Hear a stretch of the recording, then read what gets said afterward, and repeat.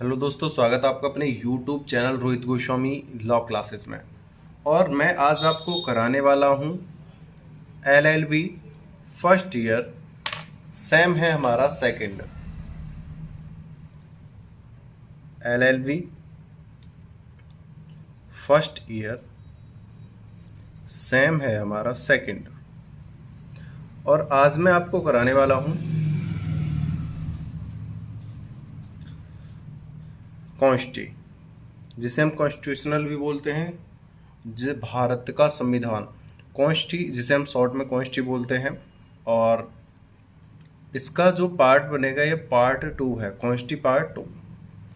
इसे यहाँ पे लिख देते हैं भारत का संविधान। भारत का संविधान पार्ट 2। पार्ट 2 हम इसलिए लिख रहे हैं क्योंकि ये सेकंड सेम में आता है, तो इसे सेकंड पार्ट बोला जाता है, ठीक है ना। फर्स्ट पार्ट जो होता है हमारा कॉन्स्टी का, वो होता है हमारा आर्टिकल 51 के तक। और सेकंड पार्ट है हमारा 52 से स्टार्ट होता है और लास्ट तक, जहाँ तक फिनिश होता है। ये है पार्ट 1 और पार्ट 2 में। पार्ट 2 में आज हम जो आपको क्वेश्चन कराने वाले हैं वो बहुत ही इम्पोर्टेंट क्वेश्चन है। उससे पहले मैं थोड़ी सी नॉलेज दे दूं आपको। ये है कॉन्स्टी पार्ट 2 और भारत का संविधान। और इसका जो कोड होता है वो है हमारा 2001 2001 है इसका कोड। और आज मैं आपको कराने वाला हूँ LLB first year same second. Very important question, note कर लीजिएगा। आज आपको क्वेश्चन कराने वाला हूँ वह एग्जाम में 100% आने वाले क्वेश्चनों में से एक है। अगर आपका लक साथ नहीं देता है तो वो दूसरी बात है, नहीं तो ये 100% आने वाले क्वेश्चनों में से है। और ये जो क्वेश्चन है 5 नंबर में भी आता है, 10 में भी आता है, 20 में भी आता है। कभी कभार क्या होता है ये 2 फॉर्मेट में भी आ जाता है, जैसे 5 में आया 20 में भी आ गया। कभी क्या होता है 10 में आया 20 में भी आ गया। कभी क्या होता है 10 में आया और 5 में भी आया। तो इस प्रकार ये कभी 20 नंबर का हो जाता है, कभी 30 का हो जाता है, कभी ये 25 का। इस प्रकार ये डिवाइड होता रहता है और चेंज होता रहता है, ठीक है। अब बात आती है कि ये सर, हम जो आज क्वेश्चन करने वाले हैं ये थोड़ा आप पहली बार पढ़ोगे कॉन्स्टिट्यूशन के अंदर, फर्स्ट टाइम पढ़ोगे और आपको थोड़ा अजीब सा लगेगा। हालांकि है तुम्हारी नॉर्मल ज़िंदगी से ही, रोज़मर्रा के ज़िंदगी से ही है रिलेटेड ये क्वेश्चन है हमारा। वेरी इंपॉर्टेंट है। और आज मैं जिस बुक से, जिस एक्ट से, जिस गाइड से आज मैं कराने वाला हूँ वह गाइड आपके लिए बहुत ही सफिशिएंट है। उसका नाम भी बता दूंगा मैं वीडियो में। अगर कोई पूछना चाहेगा कमेंट कर देना, मैं कमेंट में उस बुक का नाम लिख के भेज दूंगा। आप भी उसे परचेज कर सकते हो, अच्छी तैयारी कर सकते हो।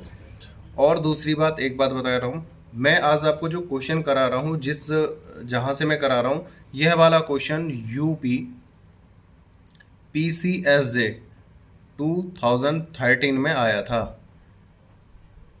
ये वाला क्वेश्चन मैं आपको करा रहा हूँ। तो ये उस पर्पज़ से, हमारा PCSJ की तैयारी के पर्पज़ से भी सफिशिएंट होता है। और LLB सेकंड सेम जो है हमारा, उसके लिए भी सफिशिएंट है। तो ये है वेरी इंपॉर्टेंट क्वेश्चन। ज़्यादा बात ना करते हुए हम अपनी वीडियो पर चलते हैं। और मैं आपसे एक बात कहना चाहता हूँ, अगर आपने हमारे यूट्यूब चैनल को अभी तक लाइक, शेयर एंड सब्सक्राइब नहीं किया है तो भाई सब्सक्राइब कर लो और बेल आइकन घंटी को दबा लो, क्योंकि जिस प्रकार मैं आपको वीडियो देने वाला हूँ उससे आपकी होगी 101% की तैयारी। आप अच्छे नंबर लेके आओगे, आप पास हो जाओगे, आप बेहतरीन कंटेंट के साथ। आपको एक नया रिदम मिलेगा, ठीक है। आपको एक YouTube चैनल से ही सारी चीज़ें प्रोवाइड हो जाएंगी। आपको जगह जगह अलग अलग YouTube चैनलों को, अलग अलग गाइडों को, अलग अलग यूनिकों को, एक्टों को खोलने की ज़रूरत नहीं पड़ेगी। आपको ये भी श्योर होगा कि कौन सा क्वेश्चन आ रहा है, कौन सा नहीं आ रहा है। उसकी भी 100% की गारंटी लेता हूँ, आपका बहुत अच्छा क्वेश्चन जाएगा, ठीक है। ये वाला जो मैं क्वेश्चन करा रहा हूँ बहुत अच्छा क्वेश्चन आपका जाने वाला है, बहुत अच्छे आपके पेपर जाने वाले हैं। तो ज़्यादा बात न करते हुए अब सीधा चलते हैं अपने क्वेश्चन पे। अब पढ़ते हैं हम अपने प्रश्न को। जैसा कि आप यहाँ पे देख रहे हो, यूपी PCSJ 2013, ये 2013 में यूपी PCSJ में क्वेश्चन आ चुका है। यह बहुत इंपॉर्टेंट क्वेश्चनों में से एक है और यही क्वेश्चन आज मैं आपको बता रहा हूँ आपके LLB सेकंड सेम के लिए। तो आप देख सकते हो कि आप कितने अच्छे क्वेश्चनों को आप प्रिपेयर कर रहे हो, कितने अच्छे क्वेश्चनों को आप तैयार कर रहे हो और आप सोच भी नहीं सकते हो जहाँ से मैं आपको ये कराने वाला हूँ। आप जो हमारे YouTube चैनल से पढ़ेगा उसके लिए क्या बेनिफिट रहेगा, आपको सभी चीज़ें मिक्स मिलेंगी। जो यूनिक से पढ़ेगा या किसी एक बुक से पढ़ेगा, एक एक्ट से पढ़ेगा, वहाँ पे क्या रहेगा, वो एक ही नॉलेज से पढ़ पाएगा, एक ही बुक से, एक ही एक्ट से, एक ही यूनिक से अपनी स्टडी करेगा, एग्ज़ाम देगा। आपको नए नए तरीके से, नई नई एक्टों से आपको थोड़ा थोड़ा मटेरियल दिया जाएगा और आप सबका मिक्स करके जब आप एग्ज़ाम देने जाओगे तो आपके 100 में से बहुत अच्छे नंबर आने वाले हैं। ठीक है ना। करना आपके हाथ में है, बताना मेरे हाथ में है। ठीक है, तो क्वेश्चन को पढ़ते हैं। वाणिज्य, व्यापार और समागम की स्वतंत्रता। वाणिज्य, व्यापार और समागम की स्वतंत्रता। वाणिज्य, व्यापार, वाणिज्य और समागम की स्वतंत्रता पर टिप्पणी लिखिए। ये एक क्वेश्चन सबसे पहले बनता है कि जो हमारा व्यापार है, ट्रेड है, वाणिज्य और समागम, इस पर अपने व्यूज़ दीजिए, अपनी राय दीजिए, अपनी भाषा में एक्सप्लेन करिए, टिप्पणी लिखिए। इसके बारे में आप क्या जानते हैं, ये किस लेवल के लिए कार्य करता है, ये किस लेवल का होता है, ये हमारे लिए क्या क्या फ़ायदेमंद है, इसके देश में और राज्य में क्या फ़ायदे हैं। तो ये हमें इसके ऊपर टिप्पणी लिखनी होती है। ठीक है। दूसरा है, इस भाग के अन्य उपबंधों के अधीन रहते हुए भारत के राज्य क्षेत्र में सर्वत्र व्यापार, वाणिज्य और समागम अबाध होगा। अबाध का मतलब है बिना रुके, मतलब कोई रोक टोक नहीं है, अपार, अनियंत्रित, जितना आप कर सकते हो इतना।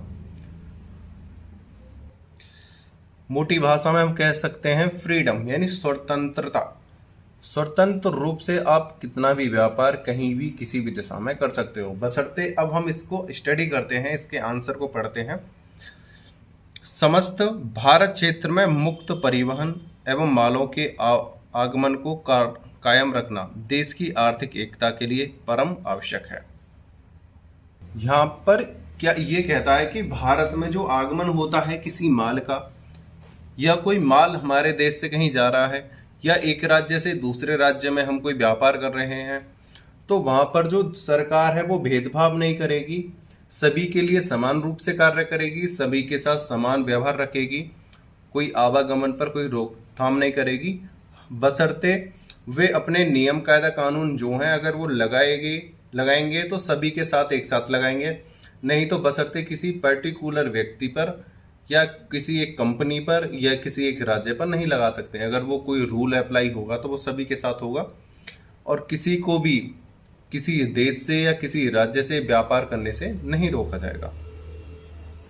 भारतीय संविधान में ऐसी व्यवस्था दी गई है कि जिससे सभी राज्यों के बीच स्वतंत्र वाणिज्य पनप सके। मतलब हमारा जो भारत का जो संविधान है उसके अंदर ऐसी व्यवस्था की गई है कि सभी को स्वतंत्र रूप से, मतलब किसी की रोकथाम, रोक टोक और किसी की परेशानी, मतलब किसी को परेशान करना या किसी को हद से ज़्यादा टैक्स लगाना या किसी के आवागमन के साधनों को रोकना, इन सब चीज़ों को हटाते हुए यहाँ पर कहा गया है कि भारत का जो संविधान है सभी को पूर्ण रूप से स्वतंत्र रूप से अपना व्यापार करने के लिए स्वतंत्र करती है।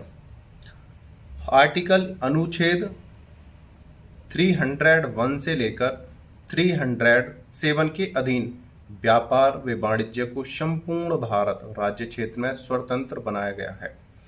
अब बात आती है कि ये जो हमें स्वतंत्रता दी गई है ये कहाँ पर लिखा गया है कि हमें संपूर्ण भारत में या पूरे विश्व में हमें व्यापार करने का अधिकार है और हम पर गैर कानूनी तरीके से कोई नया नियम न लगाया जाए। अगर सब नियम लगाना है तो सभी पर समान रूप से स्वतंत्र रूप से लगाया जाए। ठीक है। तो ये जो है हमारा दिया गया है आर्टिकल 301 से लेकर 307। इन चीज़ों को आप नोट कर लीजिएगा। ये वाला जो क्वेश्चन है आपको किसी गाइड से नहीं मिलने वाला है, किसी यूनिक से नहीं मिलने वाला है, किसी एक्ट से नहीं मिलने वाला है। ये है प्रॉपर PCSJ के नोट्स जो हम आपको प्रोवाइड करा रहे हैं, हम आपको दे रहे हैं, ठीक है। ये 2013 में आया था, बहुत ही सफिशिएंट लैंग्वेज है, बहुत ही अच्छा क्वेश्चन है। आप अगर इस लैंग्वेज में इस तरीके से अपना क्वेश्चन सेट करके आओगे, आप देख सकते हो कि जब हमें PCSJ के लिए इस प्रकार से प्रिपरेशन करनी है और इस प्रकार हम क्वेश्चन रेडी कर रहे हैं, तो आप LLB सेकंड सेम के लिए तो आप कितने अच्छे मार्क्स ला सकते हो। तो इसी बात को आप सोच सकते हो और ये देख सकते हो कि मैं आपको कौन सी चीज़ें, कैसा मटेरियल आपको प्रोवाइड करा रहा हूँ, ठीक है। आप अच्छे से समझना, ठीक है, इस चीज़ को। यहाँ पर आर्टिकल 301 से लेकर 307 तक उसमें लिखा गया है कि अधीन व्यापार व वाणिज्य को संपूर्ण भारत राज्य क्षेत्र में स्वतंत्र बनाया गया है। मतलब आर्टिकल 31 से 37 तक ये कहा गया है, 301 से 307 तक कि स्वतंत्र रूप से कोई भी व्यापार कर सकता है। यह व्यवस्था ऑस्ट्रेलिया के संविधान से ली गई है, यानी ऑस्ट्रेलिया से इन चीज़ों को हमें लिया गया है। और थोड़ा सा आगे पढ़ते हैं, हम अपने पेज को आगे टर्न कर रहे हैं, पलट रहे हैं, ठीक है। अब थोड़ा देखते हैं। आपसे एक बात मैं कहना चाहता हूं, जब हम किसी चीज़ को समझा रहे होते हैं, अगर कोई वर्ड अप या डाउन हो जाता है या कोई गलती से बाई चांस भारत की जगह, जैसे मैं बोल रहा हूँ इतनी देर से, मतलब थ्योरी तो ये, अगर जैसे मैं भारत के लिए भरत बोल जाऊँ, भारतीय बोल जाऊँ या भारतता बोल जाऊँ, तो इन चीज़ों को थोड़ा समझा करो। ये नहीं है कि सर ने गलत बोला, नहीं। जब हम कंटिन्यू कोई एग्जांपल देते हैं, हम कंटिन्यू कुछ बोलते रहते हैं, तो कुछ वर्ड ऊपर या नीचे अप डाउन हो जाते हैं। और हम ये तो है नहीं कि वीडियो को दोबारा से डिलीट कर रहे हैं, दोबारा से बनाएं। आप लॉयर बनने जा रहे हो, अच्छे बच्चे हो, अच्छे प्रोफेशन में हो, तो इसलिए उसको थोड़ा एडजस्टमेंट करना, ठीक है। आगे चलते हैं। यहाँ से एक यह व्यवस्था ऑस्ट्रेलिया के, तो पीछे था, यह व्यवस्था ऑस्ट्रेलिया के संविधान की धारा यानी सेक्शन 92 से ली गई है। यह जो व्यवस्था है ये हमारे ऑस्ट्रेलिया के संविधान से हमारे संविधान में ग्रहण की गई है और यह ऑस्ट्रेलिया के 92 सेक्शन से लिया गया है। भारतीय संविधान के अनुच्छेद 301 में एक उपबंधित किया गया है कि इस भाग के अन्य उपबंधों के अधीन रहते हुए भारत राज्य क्षेत्र में सर्वत्र व्यापार, वाणिज्य और समागम अबाध होगा। यहाँ पर एक बात मैं आपको बता दूं, अब पहले तो इस वाली बात को आप यहाँ पे लिख लो। अबाध का मतलब होता है स्वतंत्र, स्वतंत्र, अपार, बिना रोकथाम के, जितना आप कर सकते हो। मतलब आप इन्हीं दो शब्दों से, अपार और स्वतंत्र रूप से, ठीक है, बिना किसी रोक टोक के आप कोई भी व्यापार भारत के अंदर कर सकते हो। व्यापार, वाणिज्य या समागम या आप कर सकते हो, ठीक है। यह स्वतंत्रता केवल अंतर्राष्ट्रीय व्यापार के लिए ही नहीं बल्कि राज्य के अंदर होने वाले वाणिज्य के लिए भी है। ऐसी स्वतंत्रता संपूर्ण नहीं है।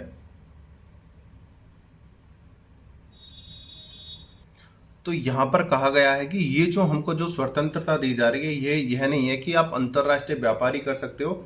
हम ये वाला जो व्यापार है अपने राज्य में भी कर सकते हैं, एक राज्य से दूसरे राज्य में भी हम इसका उपयोग कर सकते हैं, प्रयोग कर सकते हैं और इसका व्यापार कर सकते हैं, लेन देन कर सकते हैं, आवागमन कर सकते हैं, आयात निर्यात कर सकते हैं, ठीक है। आगे पढ़ते हैं। आर्टिकल 302 से 305 के तहत कुछ निर्बंधन लगाए जा सकते हैं, किंतु ये निर्बंधन केवल वाणिज्य को विनियमित करने के लिए लगाए जा सकते हैं। तो ये लाइन थोड़ा दोबारा से पढ़ेंगे। अनुच्छेद आर्टिकल 302 से 305 के तहत कुछ निर्बंधन लगाए जा सकते हैं। निर्बंधन होता है यानी कोई नियम, हम जो नियम लगाएंगे, जो कानून है वो, किंतु ये निर्बंधन केवल वाणिज्य को विनियमित करने के लिए लगाए जा सकते हैं। जो हम पर नए कानून लगाए जाएंगे, नए जो नियम लगाए जाएंगे, ये हमारे व्यापार को विनियमित करने के लिए, उसे सही तरीके से चलाने के लिए लगाए जाएंगे।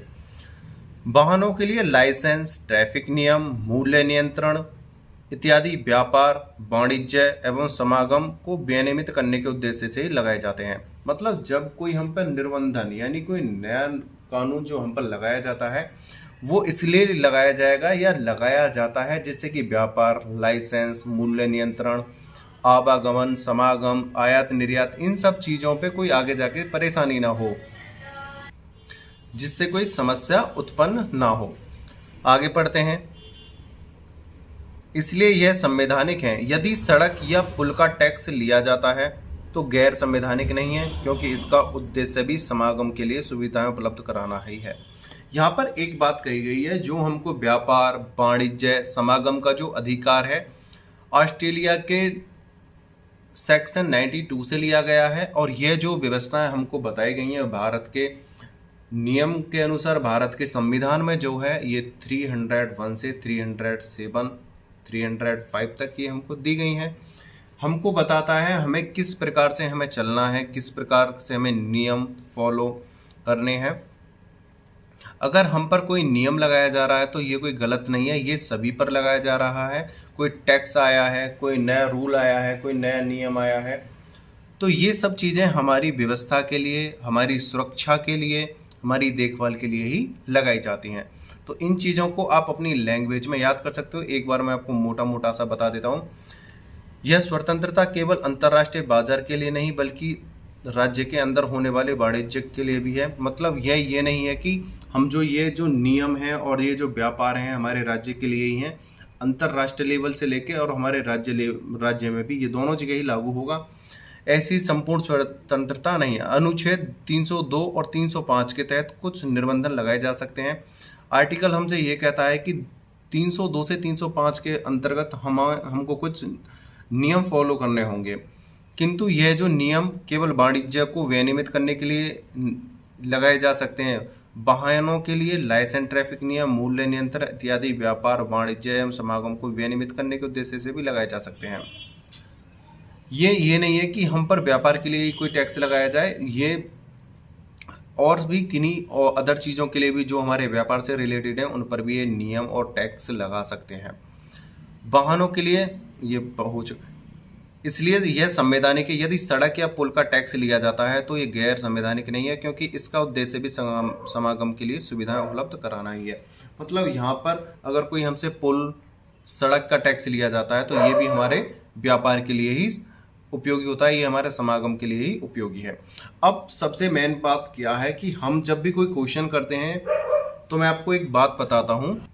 अब जब भी कोई भी क्वेश्चन का आंसर लिखो, वहाँ पर सबसे वेरी इंपॉर्टेंट चीज़ होती है कि हमको एग्जाम्पल देने होते हैं, हमें केसेस देने होते हैं। हमें क्या देने होते हैं? केस,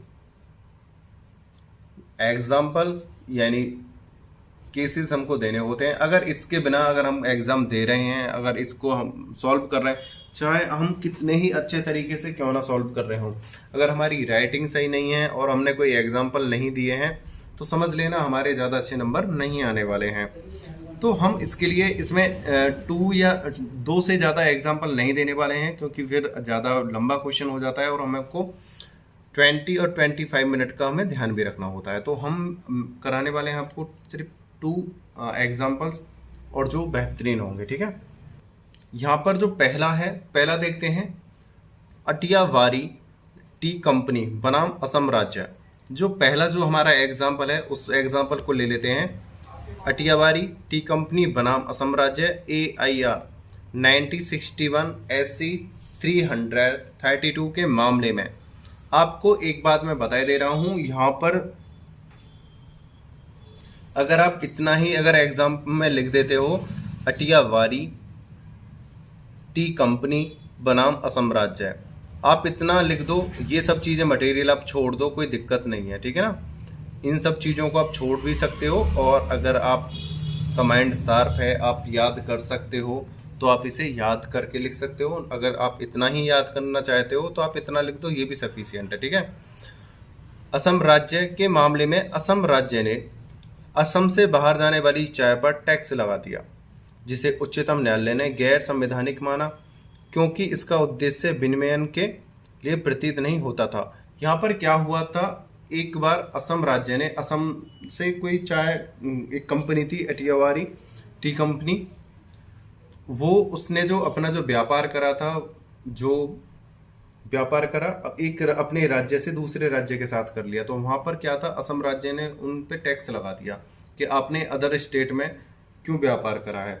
उन्होंने केस डाला तो उच्चतम न्यायालय ने ये बोला कि आपने ये गैरकानूनी तरीके से उस पर ये टैक्स लगाया है, ये टैक्स अगर लगाया जाए तो सभी पे लगाया जाए, एक कंपनी पे ही क्यों लगाया है, ये तो गैर कानूनी है।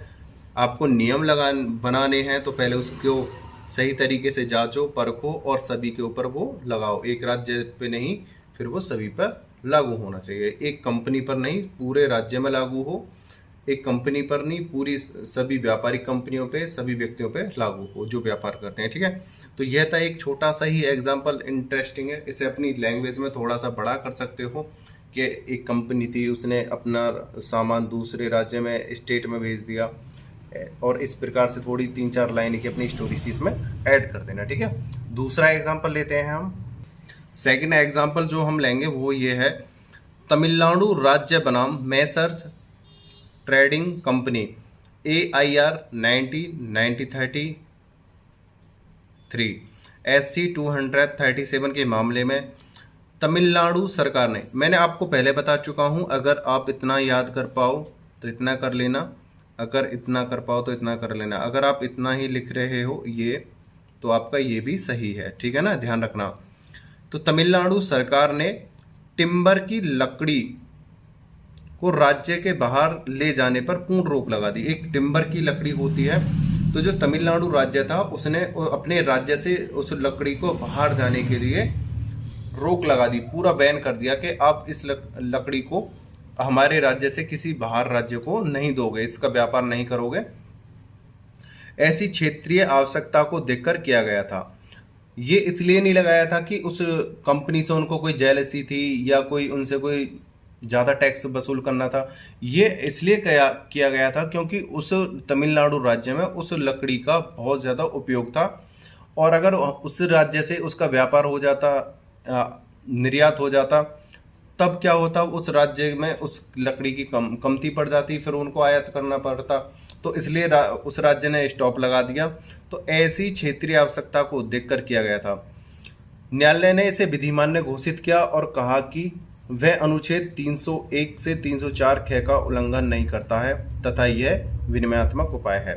मतलब यहाँ पर कहा गया, न्यायालय ने यह कहा कि ये कोई किसी ना तो कोई कानून का उल्लंघन करता है, और आर्टिकल 301 और 301 और 304 ख में ये कहा गया है कि अगर किसी राज्य की कोई मतलब वस्तु अगर समाप्त हो रही है तो उसका पहले निर्यात नहीं करा जाएगा, पहले उसका संपूर्ण उपयोग अपने राज्य में ही करा जाएगा या अपने देश में करा जाएगा। तो यहाँ पर ऐसी जो चीज़ें हैं, अब सपोज करो हमारे देश से गन्ने की जो पैदावार ज़्यादा है, लेकिन आगे चल के 2-4 साल बाद हमारे यहाँ पे चीनी की कमताई हो जाए, मीठे की कमताई हो जाए, तब हम ये नहीं करेंगे, जो हमारा जो मीठा है, जो हमारी चीनी है, शुगर है, अगर अदर स्टेट में या अदर कंट्री में हम भेज रहे हैं, स्टेट छोड़ो कंट्री की बात करते हैं, अगर हमारे भारत में चीनी कम हो जाती है और हम फिर भी उसके बावजूद भी अदर कंट्री में भेज रहे हैं, तो यहाँ पर जो सरकार है इस पर रोक लगा सकती है, क्योंकि पहले हमें अपने देश की पूर्ति करनी है, ना कि हमें अन्य देश पे व्यापार करना है। तो अगर इस तरीके से अगर हम कोई रोक लगाते हैं, कोई कंपनी है वो इस प्रकार का जो व्यापार करती है, ना तो कोई बात दायर कर सकती है, ना कोई ऑब्जेक्शन उठा सकती है, क्योंकि पहले पूर्ति अपने देश की होनी चाहिए, उसके बाद व्यापार होगा। तो ये थे 2 एग्जाम्पल, इन एग्जाम्पलों को आप अच्छे से कर सकते हो। आगे हम थोड़े हेडिंग से देखते हैं, उन हेडिंगों को अच्छे से समझना। अब हम देखेंगे व्यापार और वाणिज्य पर निर्बंधन, यानी जो हमारे नियम हैं। यहाँ पर लिख लेते हैं हम, नियम सामान्य सा शब्द है, आप समझ जाओगे। नियम, सबसे पहले इसको ही देखते हैं। अनुच्छेद 301 द्वारा प्रदत्त स्वतंत्रताओं पर अनुच्छेद 302 से 305 के अंतर्गत निम्नलिखित नियम लगाए जा सकते हैं, यानी कानून बनाए जा सकते हैं, नियम बनाए जा सकते हैं। सबसे पहला है लोकहित में, लोक यानी समाज के लिए, लोकहित में व्यापार तथा वाणिज्य को विनियमित करने की संसद की शक्ति। इन हेडिंगों को आप अच्छे से याद कर लेना है या आप इनको अच्छे से रट लेना, वेरी इंपॉर्टेंट चीज़ है। संसद विधि द्वारा एक राज्य तथा दूसरे राज्य के बीच भारतीय राज्य क्षेत्र के किसी भाग के अंदर ऐसे निर्बंधन लगा सकती है जो कि लोकहित में हो। लोकहित शब्द की जांच न्यायालय द्वारा की जा सकती है, यानी कोई एक राज्य से दूसरे राज्य में व्यापार कर रहा है या एक देश से दूसरे देश के साथ व्यापार कर रहा है, अंतरराष्ट्रीय लेवल पर बड़े बड़े देशों को राज्य ही कहा जाता है। एक बात आप ध्यान रख लेना, अंतरराष्ट्रीय लेवल पर किसी भी देश को राज्य पुकारा जाता है, ठीक है। तो यहां पर कहा गया है कि एक राज्य तथा दूसरे राज्य के बीच भारतीय राज्य क्षेत्र के किसी भाग के अंदर, यानी पहले तो ये समझ लो भारत के अंदर तो भी राज्य बोलेंगे, हम भारत में हैं तब किसी राज्य को भी राज्य बोलेंगे। अगर हम अंतरराष्ट्रीय लेवल की बात कर रहे हैं तो अलग अलग देशों को भी हम राज्य ही बोलेंगे। तो यहाँ पर एक बात कही गई है कि संसद विधि जो है एक राज्य से दूसरे राज्य से व्यापार रोक देगी। अगर सपोज करो हमारे भारत में किसी चीज़ की कमताई हो जाती है तो हम किसी अन्य देश से व्यापार बंद कर देंगे। अगर एक राज्य से दूसरे राज्य में कोई वस्तु जा रही है लेकिन उस राज्य में ही खुद कमताई हो जाए जहाँ से जा रही है तो उस राज्य पर हम रोक लगा देंगे, ठीक है। जिस प्रकार का भी एक हमने एग्जाम्पल देखा था तमिलनाडु द्वारा, जो टिम्बर की लकड़ी को हमने स्टॉप कर दिया था उस राज्य द्वारा, वह एग्जाम्पल देखा था। तो हम यहाँ पर कह रहे हैं कि एक राज्य से दूसरे राज्य का व्यापार रोक देंगे, एक दूसरे देश से पहले देश का व्यापार रोक देंगे अगर उसकी कोई कमताई होती है और सामाजिक लोगों को यानी आम जनता को कोई परेशानी होती है तो, और इसकी जांच जो है न्यायालय द्वारा की जा सकती है। ये जो सेक्शन 302 में है। यद्यपि संसद अथवा राज्य विधानमंडल को यह शक्ति नहीं है कि 7वीं अनुसूची की किसी भी सूची में व्यापार और वाणिज्य को संबंधित किसी प्रविष्टि के, आप इसको क्विट कर देना, आप इस लेवल में अभी एंट्री मत करो। ये है यूपीपीसीएस लेवल जे का, उस लेवल का है,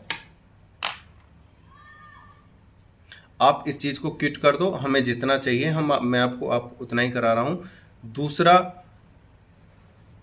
छोड़ दो, तीसरा देख लो, व्यापार एवं वाणिज्य को विनियमित करने की राज्य की शक्ति। अनुच्छेद 304 यानी 304 के राज्य को अन्य राज्य से आयात की गई वस्तुओं पर कर लगाने की शक्ति देता है। मतलब जब हम किसी एक राज्य दूसरे राज्य से व्यापार करता है और वहां से कोई वस्तु अपने राज्य में मंगाता है तो वहां पर कर लगाने की शक्ति देता है जो कि उस राज्य में निर्मित या उत्पादित वैसी ही वस्तु पर लगाता हो। इस तरह आयात की गई वस्तुओं पर ऐसी निर्मित या उत्पादित वस्तुओं के बीच कोई विभेद नहीं किया जा सकता। यानी कि सपोज करो हम यूपी से हैं या हरियाणा से हैं, अगर हरियाणा में किसी प्रकार का कोई टैक्स लगाया जाता है किसी वस्तु पर, अगर वो ही उसी वस्तु का वो व्यापार दूसरे राज्य से करता है तो वो राज्य उसी प्रकार का टैक्स अन्य राज्य से लेगा। सपोज करो कि हरियाणा में प्याज पर टैक्स लगाया जाता है, अगर हरियाणा से प्याज अगर यूपी में आती है या किसी अदर स्टेट में जाती है, राजस्थान में या यूपी में, अब यूपी का ले लो, अगर राजस्थान से हरियाणा से यूपी में प्याज आती है और हरियाणा वाले प्याज पर टैक्स लगाते हैं। अब सपोज करो हरियाणा में प्याज की कमी हो गई तो अब क्या है, हरियाणा वाले जब प्याज यूपी से खरीदेंगे तो यूपी की जो सरकार है उसी प्रकार से टैक्स लगाएगी जिस प्रकार से हरियाणा प्याज पर लगाती थी जब वो हमको देती थी। तो उस प्रकार के ही टैक्स या कर हमको लेने होंगे या देने होंगे। ये था दूसरा पॉइंट मैंने काट दिया है तो उसी लेवल से दूसरा पॉइंट बनता है। आगे देखते हैं, थोड़ा सा और है। अब यहाँ पर एक एग्जाम्पल इसी लेवल का देखते हैं। मद्रास राज्य बनाम भाईलाल AIR 1964 SC 1006 के मामले में मद्रास राज्य ने एक विधि बनाकर, मतलब मद्रास राज्य ने एक कानून बनाया है अपना ही खुद का, और उसमें क्या करा कि आयात की गई तंबाकू पर, जो उन्होंने तंबाकू आयात किया था उस पर कर लगाया, किंतु स्थानीय क्षेत्र में उत्पादित तंबाकू को बिक्री पर कर से छूट प्रदान की। मतलब जो आयात हुआ था उस पर तो कर लगा दिया, लेकिन जो उत्पादित तंबाकू को बिक्री कर से छूट प्रदान की, मतलब उस पर छूट प्रदान कर दी। न्यायालय ने यह निर्धारित किया कि लगाया गया कर विभेदकारी है, यानी इसमें क्या है, विभेद है। आयात हुआ, कर लगाया, लेकिन जब अपने राज्य का तंबाकू है उस पर आप छूट प्रदान कर रहे हो। तो न्यायालय ने यह निर्धारित किया कि इस प्रकार के जो कर हैं अमान्य हैं, इसमें जो है अवैध है, इसमें भेदभाव की जो है भावना है, इस प्रकार के कर हम नहीं लगा सकते। अगर आप ये वाला एग्जाम्पल देना चाहते हो तो एग्जाम्पल दे सकते हो, नहीं तो आप 2 एग्जाम्पल्स आपके लिए काफ़ी हैं। आगे देखते हैं। राज्य विधानमंडल विधि बनाकर राज्य के साथ या उसके भीतर व्यापार, वाणिज्य और समागम पर ऐसे युक्तियुक्त नियम अधिरोपित कर सकता है जो लोकहित में अपेक्षित हो। मतलब राज्य जो है ऐसे कानून बना सकता है जो लोकहित के लिए यानी समाज के लिए सही हो। इससे संबंधित विधेयक या संशोधन राज्य विधानमंडल में राष्ट्रपति की पूर्व अनुमति के बिना किसी राज्य विधानमंडल में न तो पेश किए जाएगा और न ही उसे लाया जाएगा। अगर हम लोकहित के लिए कोई नियम बना रहे हैं तो उसको बिना राष्ट्रपति की अनुमति के पेश नहीं किया जाएगा और उसे ना तो हटाया जाएगा। ठीक है, तो ये आर्टिकल 304 में कहा जाता है कि अगर कोई लोकहित के लिए कानून बनाया है और उसमें कोई वस्तु है, कोई व्यापार है, उस पर रोकथाम लगा दी है या कोई टैक्स लगा दिया है जिससे समाज का ही कल्याण होना है, ना तो उसे हटाया जा सकता है क्यों, और उसे हटाएंगे तब जब तक राष्ट्रपति की अनुमति ना हो। आगे पढ़ते हैं। वर्तमान विधियों की व्यावृत्ति। अनुच्छेद 305 यानी 305 वर्तमान विधियों और राज्य एकाधिकार के लिए उपबंध करने वाली विधियों की व्यावृत्ति करता है। यहाँ पर जो है एक बात कही गई है कि जो राज्य है, जो एकाधिकार है, सपोज करो कोई हमारे राज्य में कोई वस्तु बन रही है और उसको बनाने वाला सिर्फ एक ही राज्य है, एक ही कंपनी है या एक ही साधन है जो जिससे कोई वस्तु बन रही है, तो हम उसकी व्यावृत्ति करता है यानी उसकी सेविंग करता है, उसे जमा करके रखता है, उसे आने वाली विपत्तियों के लिए या उस वस्तु के खत्म ना हो जाए, कभी खत्म ना हो जाए फ्यूचर में, उसके लिए उसकी सेविंग करके रखता है, बचा के रखता है। वहां तक कि सिवाय जहां तक राष्ट्रपति आदेश द्वारा अन्यथा निर्देश दे। अनुच्छेद 301 और अनुच्छेद 303 की कोई बात किसी विधान विधि के उपबंधों पर कोई प्रभाव नहीं डालेगी। यानी कि हमें कोई ऐसी वस्तु है या कोई ऐसा सामान है जो सिर्फ एक राज्य से प्राप्त होता है या एक कंपनी से प्राप्त होता है, तो राष्ट्रपति के द्वारा आर्टिकल 301, 303 के द्वारा उसको स्टॉप करा दिया जाएगा और उसकी रोकथाम करा दी जाएगी कि भाई पहले एकाधिकार है, मतलब यहाँ पर सिर्फ एकाधिकार है या एक का अधिकार है या एक ही कंपनी द्वारा इसको या एक ही सामान जो हमें एक ही जगह से प्राप्त हो रहा है, तो इस प्रकार के सामानों पर रोक लगा दो जब तक हमारी पूर्ति नहीं होती है। अनुच्छेद 307 संसद को ऐसे प्राधिकारियों की नियुक्ति तक की शक्ति प्रदान करता है जैसा कि वे अनुच्छेद 301, 302, 303 और 304 को प्रयोजनों के कार्यान्वित करने के लिए उचित समझे। वे प्राधिकारियों को ऐसी शक्ति तथा कर्तव्य सौंप सकेगी जैसा कि वे आवश्यक समझे। मतलब यहाँ पर एक बात कही गई है, हम मोटे शब्दों पर देखते हैं कि अनुच्छेद 307 में ये बात कही गई है कि अगर हमारे लोकहित के लिए, समाज के लिए और राष्ट्र और या किसी राज्य के हित के लिए अगर हमें किसी भी प्रकार से शक्ति का प्रयोग करना पड़े या कोई नियम प्राधिकारी यानी कोई अधिकारियों को नियुक्त करना पड़े या कोई प्राधिकारी नियम लगाने पड़े या कोई हमें कर्तव्य वहाँ पर अपने जो हमें हमारा जो दायित्व और कर्तव्य है उनको निर्वहन करना पड़े, उनको लागू करना पड़े, तो हम वहाँ पर अपनी पूर्ण शक्ति, पूर्ण नियम हम वहाँ पे लगा सकते हैं। यानी कि जब हमें किसी भी प्रकार की किसी वस्तु की कमी होती है तो हम वहाँ पर अपनी शक्ति का भी, अपने नियम का, कायदा कानून का, सब तरीके का उपयोग वहाँ करने के लिए बाध्य होते हैं। ये हमें आर्टिकल 31, 34, 301, 302, 303, 304 हमें देता है कि अगर आपको किसी वस्तु की कमी है और आप किसी राज्य या किसी देश से बिलोंग करते हो तो आप पहले उसकी रोकथाम कर सकते हो। ठीक है, तो यह था हमारे क्वेश्चन, बहुत ही इंपॉर्टेंट था, व्यापार, वाणिज्य और समागम की स्वतंत्रता। उम्मीद करता हूँ यह क्वेश्चन थोड़ा सा अटपटा, थोड़ा सा टफ मुझे लगता है, आपको हल्का सा लगा होगा, लेकिन अगर आपको 1 या 2 टाइम इसको रिवीजन करोगे, अगर इसके नोट्स बना के अगर इसे अब नॉर्मल लैंग्वेज में लिखोगे तो उम्मीद करता हूँ यह आपको बहुत अच्छे से, बहुत अच्छी तरीके से क्लियर हो जाएगा। और ये ज़्यादा टफ नहीं है, बस आपको समझने की देरी है। ठीक है ना। और ये कराया है मैंने आपको यूपीपीसीएसजे की गाइड से, जो कि एक है सफिशिएंट बुक। अगर आप इस प्रकार से इस क्वेश्चन को इसी रिदम में और इसी तरीके से लिखोगे तो आपके बहुत अच्छे नंबर आने वाले हैं। वीडियो को अंत तक देखने के लिए धन्यवाद। टेक केयर, बाय बाय, जय हिंद, जय भारत।